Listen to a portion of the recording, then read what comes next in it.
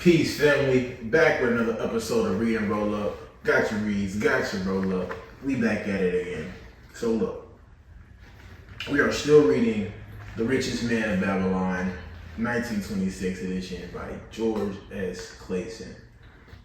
This episode, we are on chapter 10, the last full chapter of the book. The luckiest man in Babylon. Now, I know earlier we had a chapter about the goddess of good luck. This tale in this chapter is just about the luckiest man in Babylon. Chapter 9, the previous chapter, was the 5 clay tablets, the clay tablets of Babylon, and there were 5 of them. If you remember from the previous chapter before that, chapter 8, that one was the camel trader of Babylon, Dabasir. In chapter 9, the clay tablets were his tablets himself that allegedly were discovered by the Department of Archaeology at St. Swithin's College at Nottingham University. So, context, a lot of these are stories and metaphors, but at the same time, a lot of the tale rings true. You decide for yourself. Mulang Leaf, if you wanted to know. Breathe Deep by Yogi. You know what I'm saying? You're gonna want that. You're gonna want that for sure. So, on to chapter 10, the luckiest man in Babylon. Got your reads, get your roll up. And let's get started. At the head of his caravan, proudly rode Sharu Nadar, merchant prince of Babylon. He liked fine cloth and wore rich and becoming robes. He liked fine animals and sat easily upon his spirited Arabian stallion. To look at him, one would hardly have guessed his advanced years. Certainly, they would not have suspected that he was inwardly troubled. Inwardly troubled. How many of y'all would you describe yourself or someone you know as inwardly troubled? I like that shit.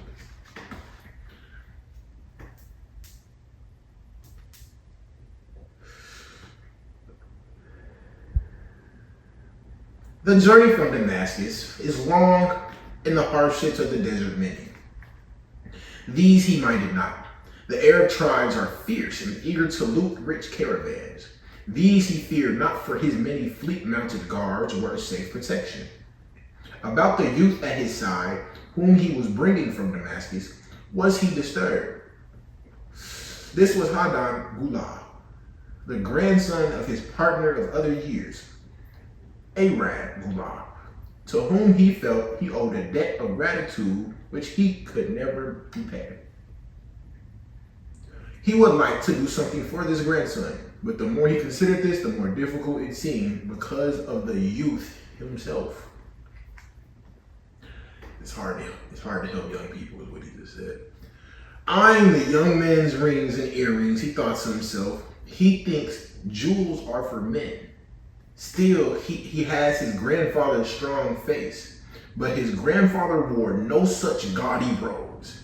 Yet, I saw him to come, hoping I might help him get a start for himself and get away from the wreck his father has made of their inheritance. So, he owed granddaddy a debt. Granddaddy OG. Granddaddy gave Pops the inheritance. That nigga blew it on bullshit. The son looked like he got a good mentality and good energy, but the nigga looking like he blowing the money too. Let me catch bro before he get too far. The daddy already out of there. Hadar broke in upon his thoughts. Why dost thou work so hard, riding always with thy caravan upon its long journeys? Dost thou never take time to enjoy life? Sharu smiled. To enjoy life, he repeated. What wouldst thou do to enjoy life if thou wert Sharu Nadai? If I had wealth equal to thine, I would live like a prince. Never across the hot desert would I ride. I would spend the shekels as fast as they came to my purse. I would wear the richest of robes and the rarest of jewels. That would be a life to my liking, a life worth living. Both men laughed. Thy grandfather wore no jewels. Sharu spoke before he thought, then continued jokingly. Wouldst thou leave no time for work? Work was made for slaves, Hadan Gula responded. Shara bit his lip, but made no reply, riding in silence until the trail led them to the slope.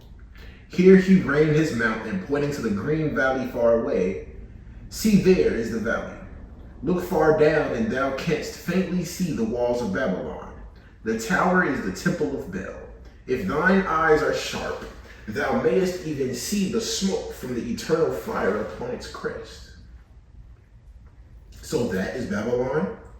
Always have I longed to see the wealthiest city in all the world, Hadar commented. Babylon, where my grandfather started his fortune, would he were still alive, we would not be so sorely pressed. Why wish his spirit to linger on earth beyond its allotted time? Thou and thy father can well carry on his good work. Work. Alas, of us, neither has his gift. Father and myself know not his secret for attracting the golden shekels. Sharu did not reply, but gave rein to his mount and rode thoughtfully down the trail to the valley. Behind them followed the caravan in a cloud of reddish dust. Some time later, they reached the King's Highway and turned south through the irrigated farms. 3 old men plowing a field caught Sharu's attention. They seemed strangely familiar. How ridiculous. One does not pass a field after 40 years and find the same men plowing there. Yet something within him said they were the same. One with an uncertain grip held the plow.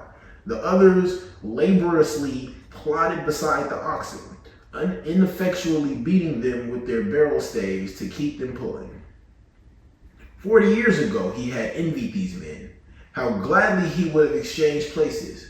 But what a difference now. With pride, he looked back at his trailing caravan, well-chosen camels and donkeys, loaded high with valuable goods from Damascus.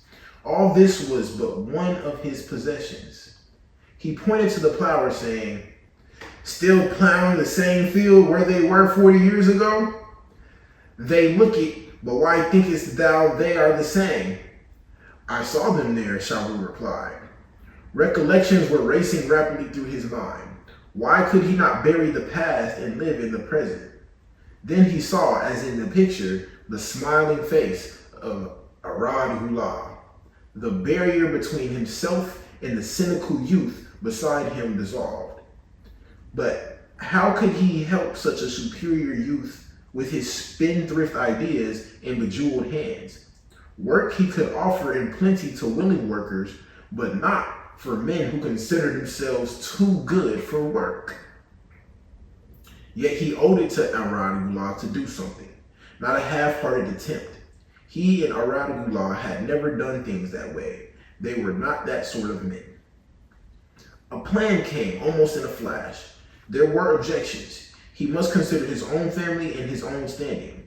It would be cruel. It would hurt.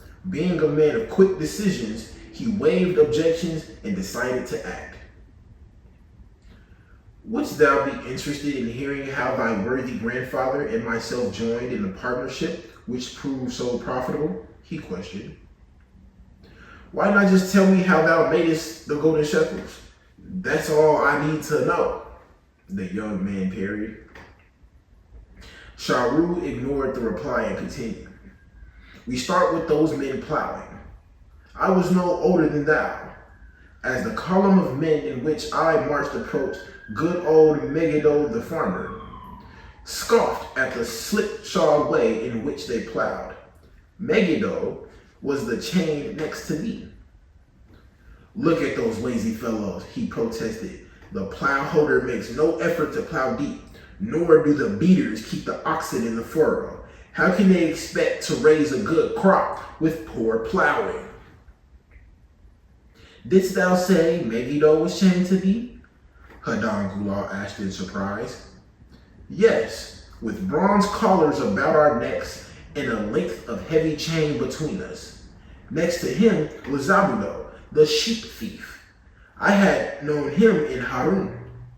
At the end was a man we called Pirate because he told us not his name. We judged him as a sailor as he had entwined serpent tattoos upon his chest in sailor fashion. The column was made up thus so the men could walk in fours. Thou wert chained as a slave? Hadangula asked incredulously. Did not thy grandfather tell thee I was once a slave? He often spoke of thee, but never hinted of this. He was a man thou couldst trust with the innermost secrets. Thou too art a man I may trust. Am I not right? Shara Nada looked him squarely in the eye. Thou mayest reply upon my silence, but I am amazed. Tell me, how didst thou come to be a slave? Sharu shrugged his shoulders. Any man may find himself a slave. It was a gaming house and barley beer that brought me disaster. I was the victim of my brother's indiscretions. In a brawl, he killed his friend. I was bonded to the window by my father, desperate to keep my brother from being prosecuted under the law. When my father could not raise the silver to free me, she, in anger, sold me to the slave dealer. Just pause on that. They at the casino. They out drinking.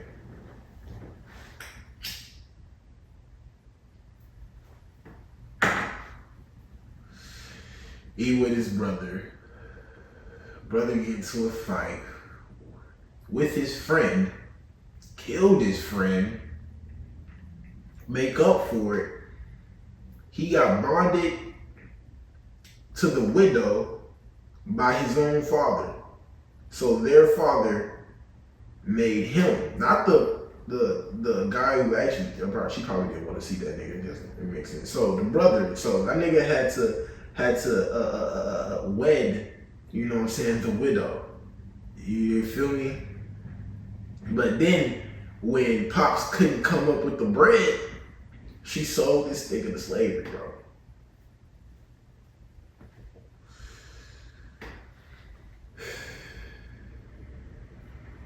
That's what they mean when you say, when you try to help people, you know what I'm saying? Like, you make it your problem. Because that nigga should either be dead or a slave. Now you're the slave. Crazy. Love. Anyway, she in anger sold me to the slave dealer. What a shame and injustice. But tell me, how didst thou regain freedom? We shall come to that, but not yet. Let us continue my tale. As we passed, the plowers jeered at us. One did doff his rag hat and bowed low, calling out, "Welcome to Babylon, guest of the king. He waits for thee on the city walls where the banquet is spread. Mud bricks and onion soup." With that, they laughed uproariously. Pirate flew into a rage and cursed them roundly. What do those men mean by the king awaiting us on the walls? I asked him.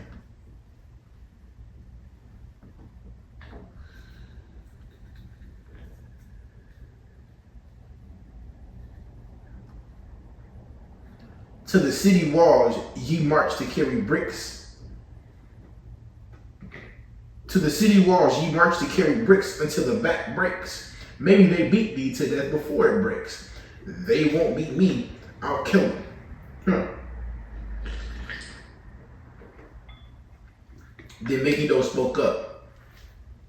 It doesn't make sense to me to talk of masters beating willing, hard-working slaves to death. Masters like good slaves and treat them well. Who wants to work hard? Commented Zabudo. Those plowers are wise fellows. They're not breaking their backs, just letting on as if they be. Thou can't get ahead by shirking, Megiddo protested. If thou plow a hectare, like acres, that's a good day's work, and any master knows it. But when thou plow only a half, that's shirking. I don't shirk. I like to work, and I like to do good work, for work is the best friend I've ever known. It has brought me all the good things I've had, my farm and cows and crops, everything. Yeah, and where be these things now, scoffed Zabudo. I figure it pays better to be smart and get by without working.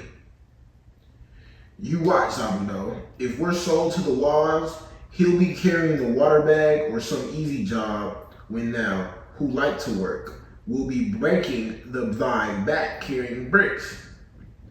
He laughed his silly laugh. Terror gripped me that night. I could not sleep. I crowded close to the guard rope, and when the others slept, I attracted the attention of Godoso, who was doing the first guard watch. He was one of those brigand Arabs, the sort of rogue who, if rob thee of thy purse, would think he must also cut thy throat. So he don't just rob you, he's gonna kill you after. Tell me, Godoso, I whispered, when we get to Babylon, will we be sold to the walls? Oh. Why I want to know, he questioned cautiously. Canst thou not understand? I pleaded. I am young, I want to live. I don't want to be worked or beaten to death on the walls. Is there any chance for me to get a good master? Boy, I ain't never heard of such things. He said, can I get a good master? He whispered back, I tell something, thou good fellow, give Godoso no trouble. Most times we go first to slave market. Listen now, when buyers come, tell them you good worker, like to work hard for good master. Make them want to buy. You not make them want buy, next day you carry brick. Mighty hard work. After he walked away, I lay in the warm sand, looking upon the stars and thinking about work. What Megiddo had said about it being his best friend made me wonder if it would be my best friend. Certainly, it would be if it helped me out of this. When Megiddo awoke, I whispered my good news to him. It was our one ray of hope as we marched toward Babylon. Late in the afternoon, we approached the walls and could see the lines of men, like black ants, climbing up and down the steep diagonal paths. As we drew closer, we were amazed at the thousands of men working. Some were digging in the moat, others mixed the dirt into mud bricks. The greatest number were carrying the bricks in large baskets up those steep trails to the masons.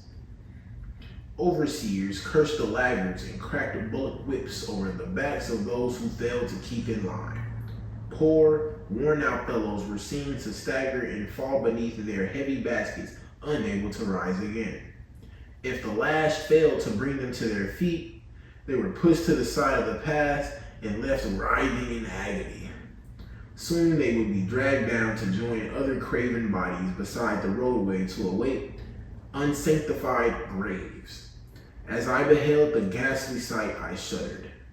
So this was what awaited my father's son if he failed at the slave market.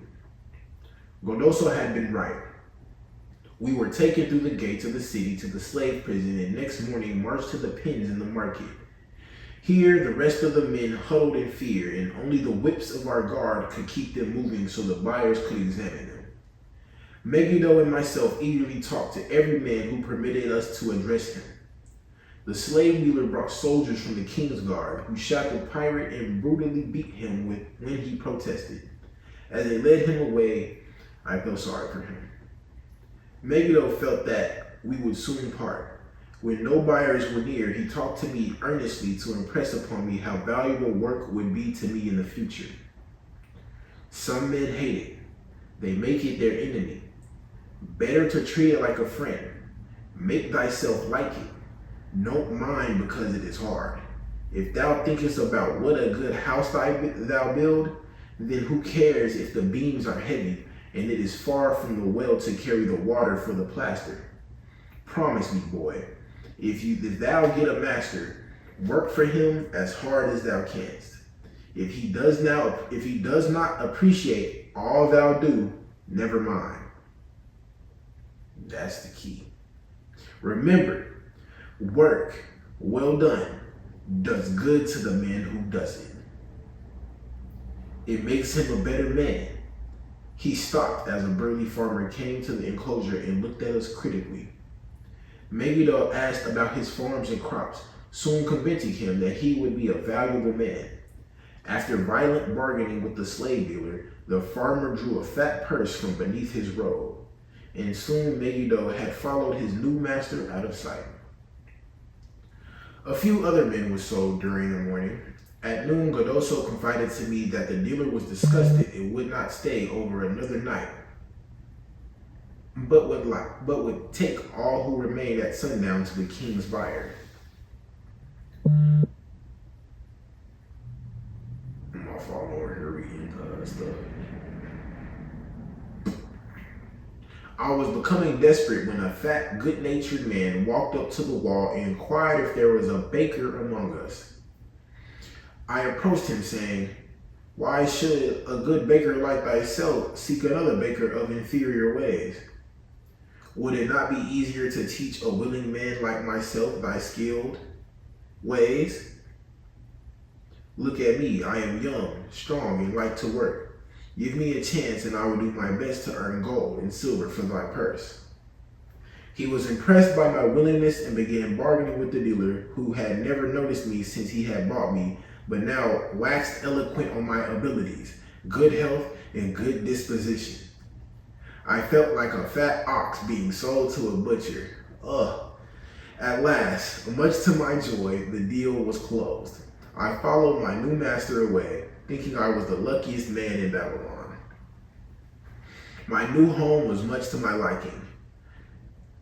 Nana Naid, my master, that's crazy. Nana Naid, my master, taught me how to grind the barley in the stone bowl that stood in the courtyard, how to build the fire in the oven, and then how to grind very fine the sesame flour for the honey cakes. I had a couch in the shed where his grain was stored. The old slave housekeeper, Swasti, fed me well and was pleased at the way I helped her with the heavy tasks. Here was the chance I had longed for to make myself valuable to my master, and I hoped to find a way to earn my freedom. I asked Nana Naid to show me how to knead the bread and to bake. This he did, much pleased at my willingness. Later, when I could do this well, I asked him to show me how to make the honey cakes, and soon I was doing all the baking. My master was glad to be idle, but Swasti shook her head in disapproval. "No work to do is bad for any man," she declared. I felt it was time for me to think of a way by which I might start to earn coins to buy my freedom. As the baking was finished at noon, I thought Nana Naid would approve if I found profitable employment for the afternoons and might share my earnings with me. Then the thought came to me, why not bake more of the honey cakes and peddle them to the hungry men upon the streets of the city? I presented my plan to Nana Naid this way. If I can use my afternoons after the baking is finished to earn for thee coins, would it be only fair for thee to share my earnings with me, that I might have money of my own to spend for those things which every man desires and needs? Fair enough, he admitted. When I told him of my plan to peddle our honey cakes, he was well pleased. Here is what we will do, he suggested. Thou sellest them at 2 for a penny. Then half of the pennies will be mine to pay for the flour and the honey and the wood to bake them. Of the rest, I shall take half, and thou shalt keep half. I was much pleased by his generous offer that I might keep for myself 1/4 of my sales. That night I worked late to make a tray upon which to display them. Nana Naid gave me one of his worn robes that I might look well, and Swasti helped me patch it and wash it clean. The next day I baked an extra supply of honey cakes. They looked brown and tempting upon the tray as I went along the street, loudly calling my wares. At first no one seemed interested, and I became discouraged. I kept on, and later in the afternoon, as men became hungry, the cakes began to sell, and soon my tray was empty.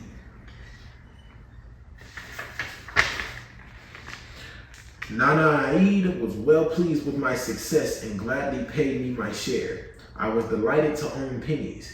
Megiddo had been right when he said a master appreciated good work from his slaves. That night I was so excited over my success I could hardly sleep and tried to figure how much I could earn in a year and how many years would be required to buy my freedom. As I went forth with my tray of cakes every day, I soon found regular customers. One of these was none other than thy grandfather, Aragula. He was a rug merchant and sold to the housewives, going from one end of the city to the other, accompanied by a donkey loaded high with rugs and a slave to tend it. He would buy 2 cakes for himself and 2 for his slave, always tarrying to talk with me while they ate them. Thy grandfather said something to me one day that I shall always remember. I like thy cakes, boy, but better still, I like thy fine enterprise with which thou offerest them. Such spirit can carry thee far on the road to success. But how canst thou understand, Hadan Gula, what such words of encouragement could mean to a slave boy, lonesome in a great city, struggling with all he had in him to find a way out of his humiliation? As the months went by, I continued to add pennies to my purse. It began to have a comforting weight upon my belt. Work was proving to be my best friend, just as Megiddo had said. I was happy, but Swasti was worried.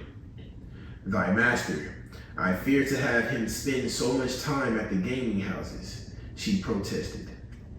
I was overjoyed one day to meet my friend Megiddo upon the street. He was leading 3 donkeys loaded with vegetables to the market.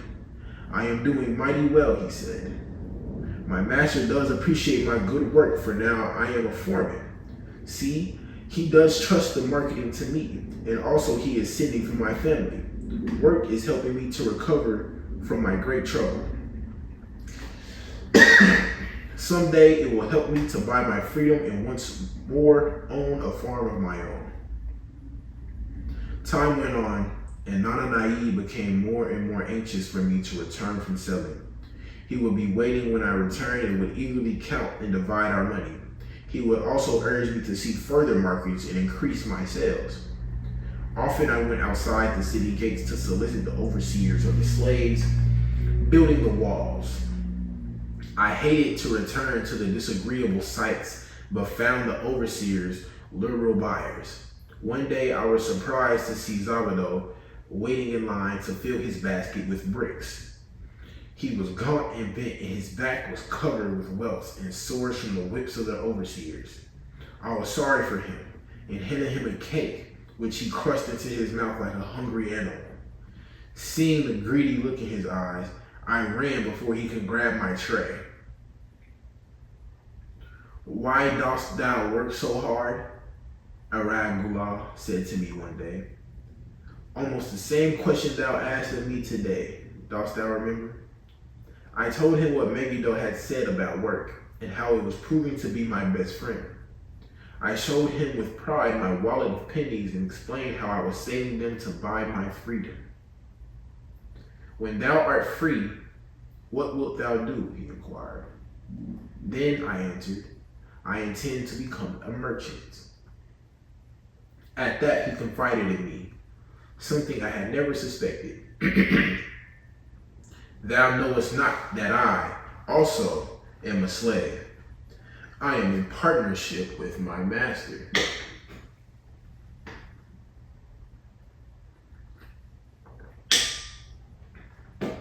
Stop, demanded Hadangullah. I will not listen to lies defaming my grandfather. He was no slave. His eyes blazed in anger. Sharu Nadab remained calm. I honor him for rising above his misfortune and becoming a leading citizen of Damascus.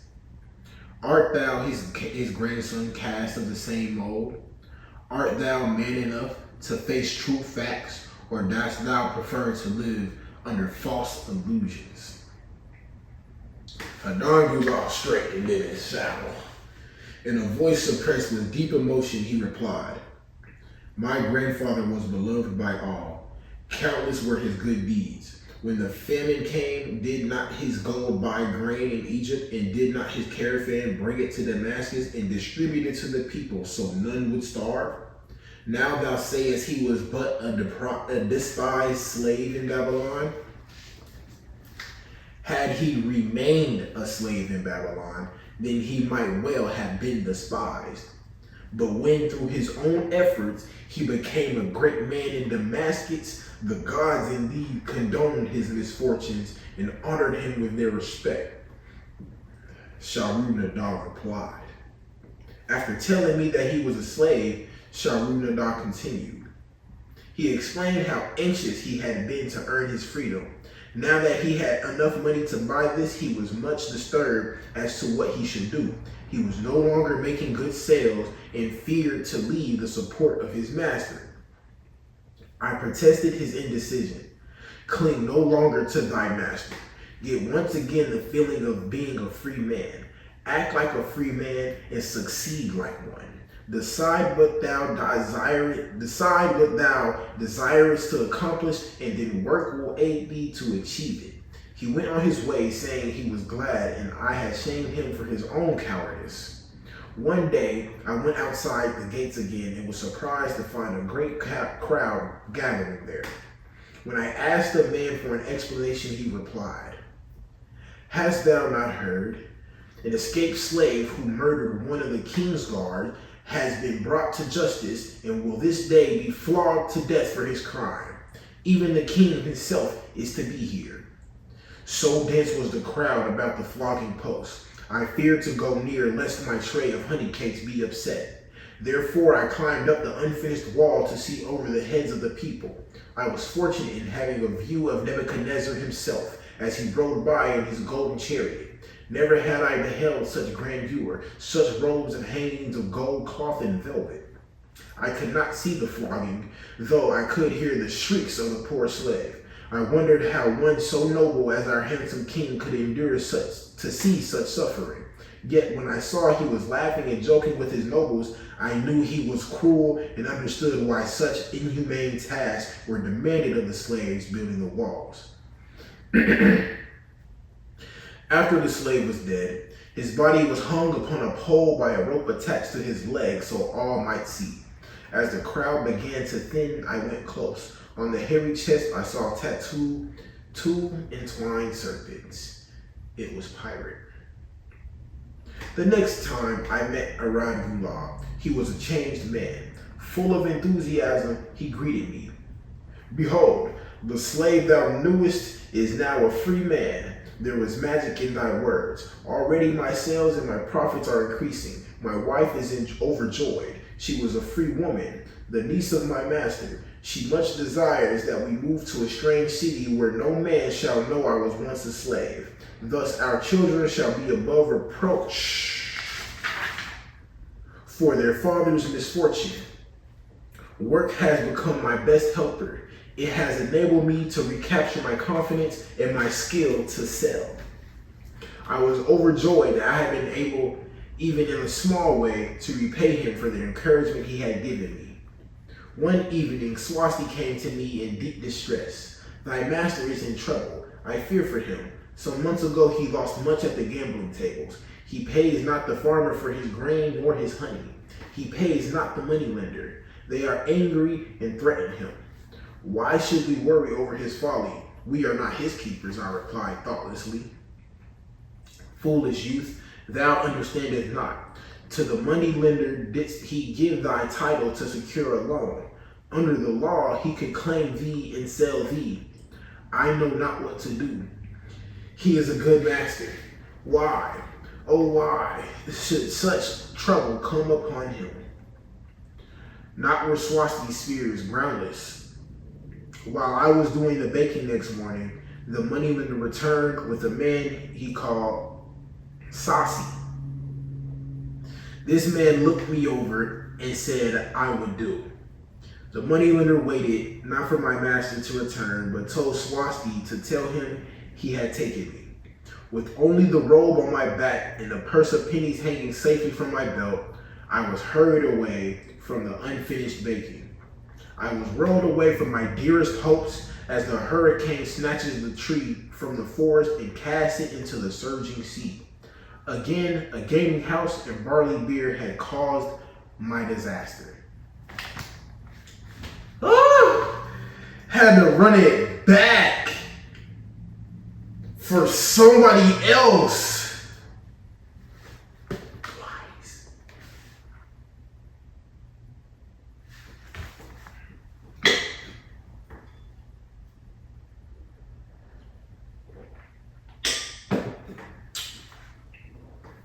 Saucy was a blunt, gruff man. As he led me across the city, I told him of the good work I had been doing for Nana Naib and said I had hoped to do good work for him. His reply offered no encouragement. I like not this work. My master likes it not. The king has told him to send me to build a section of the Grand Canal. Master tells Saucy to buy more slaves, work hard, and finish quick. Bah, how can any man finish a big job quick? Picture a desert with not a tree, just low shrubs and the sun burning with such fury the water in our barrels became so hot we could scarcely drink it. Then picture rows of men going down into the deep excavation and lugging heavy baskets of dirt up soft, dusty trails from daylight until dark. Picture food served in open troughs from which we helped ourselves like swine. We had no tents, no straw for beds. That was the situation in which I found myself. I buried my wallet in a marked spot, wondering if I would ever dig it up again. At first, I worked with goodwill, but as the months dragged on, I felt my spirit breaking. Then the heat fever took hold of my weary body. I lost my appetite and could scarcely eat the mutton and vegetables. At night, I would toss in unhappy wakefulness. In my misery, I wondered if Zabudo had not the best plan, to shirk and keep his back from being broken in work. Then I recalled my last sight of him and knew his plan was not good. I thought of Pirate with his bitterness and wondered if I might be just as well to fight and kill. The memory of his bleeding body reminded me that his plan was also useless. Then I remembered my last sight of Megiddo. His hands were deeply calloused from hard work, but his heart was light and there was happiness on his face. His was the best plan. Yet, I was just as willing to work as Megiddo. He could not have worked harder than I. Why did not my work bring me happiness and success?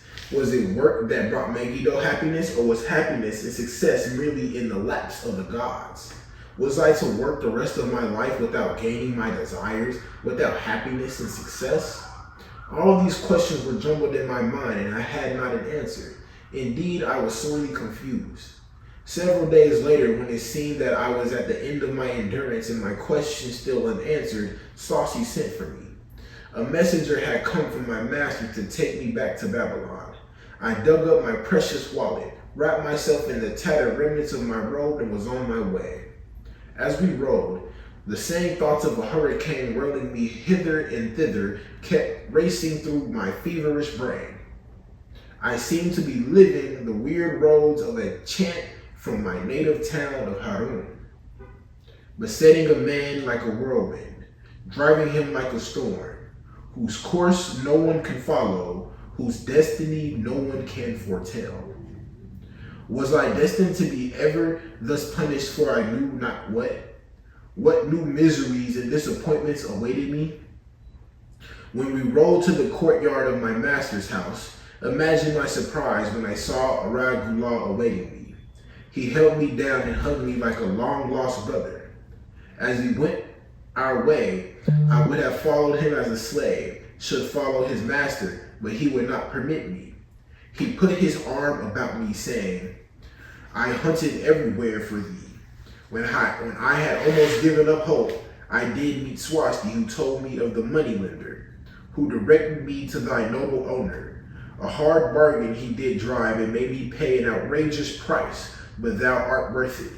Thy philosophy and thy enterprise have been my inspiration to this new success. Megiddo's philosophy, not mine. I interrupted. Megiddo's and thine. Thanks to thee both, we are going to Damascus, and I need thee for my partner. See, he exclaimed, in one moment thou wilt be a free man.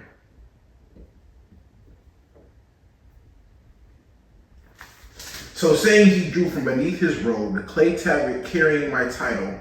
This he raised above his head and heard it to break in 100 pieces upon the cobblestones. With glee he stamped upon the fragments until they were but dust. Tears of gratitude filled my eyes. I knew I was the luckiest man in Babylon. Work, thou see, by this, in the time of my great distress, didst prove to be my best friend. My willingness to work enabled me to escape from being sold to join the slave gangs upon the walls. It's also so impressed thy grandfather, he selected me for his partner.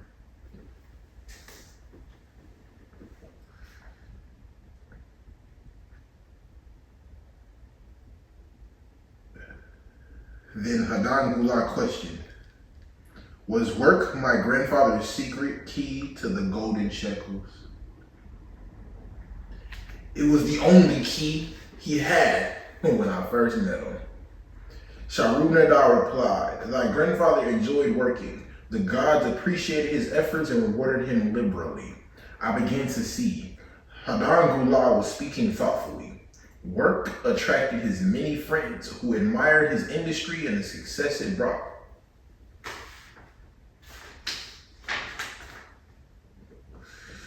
Work brought him the honors he enjoyed so much in Damascus. Work brought him all those things I have approved, and I thought work was fit only for slaves. Life is rich with many pleasures for men to enjoy. Sharu-Nadar commented. Each has its place. I am glad that work is not reserved for slaves. Were that the case, I would be deprived of my greatest pleasure. Many things do I enjoy, but nothing takes the place of work. Sharu-Nadar and Read&RollUp rode in the shadows of the towering walls up to the massive bronze gates of Babylon. At their approach, the gate guards jumped to the attention and respectfully saluted an honored citizen. With head held high, Sharu-Nadar led the long caravan through the gates and up the streets of the city. I have always hoped to be a man like my grandfather, Read&RollUp confided to him.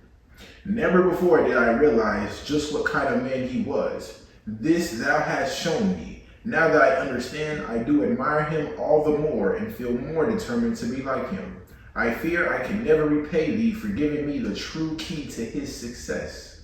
From this day forth, I shall use his key. I shall start humbly as he started, which befits my true station far better than jewels and fine robes. So saying, Read&RollUp pulled the jeweled baubles from his ears and the rings from his fingers. Then reining his horse, he dropped back and rode with deep respect behind the leader of the caravan. And that was chapter 10. I forgot already.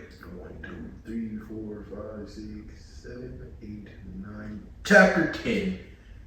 The luckiest man in Babylon. The richest man in Babylon. And the next, so there is a bonus chapter.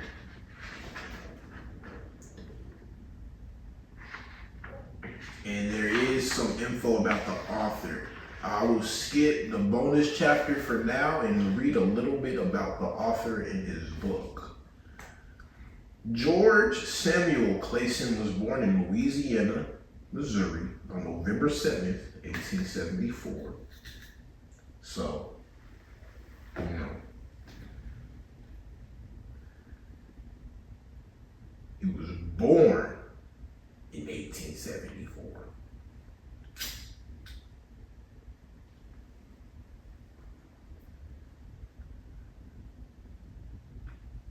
He attended the University of Nebraska and served in the United States Army during the Spanish-American War.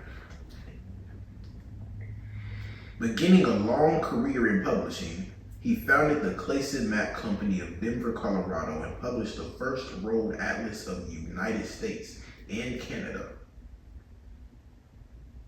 Published the first road atlas of the United States and Canada. Interesting.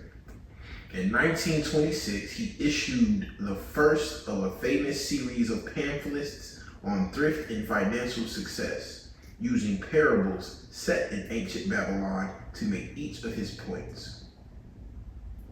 These were distributed in large quantities by banks, insurance companies, and employers and became familiar to millions, the most famous being The Richest Man in Babylon, the parable from which the present volume takes its title. These Babylonian parables have become a modern inspirational classic. So each chapter, as you now, is not to necessarily be taken as fact, but there are parables, proverbs, principles, and metaphors. I said it.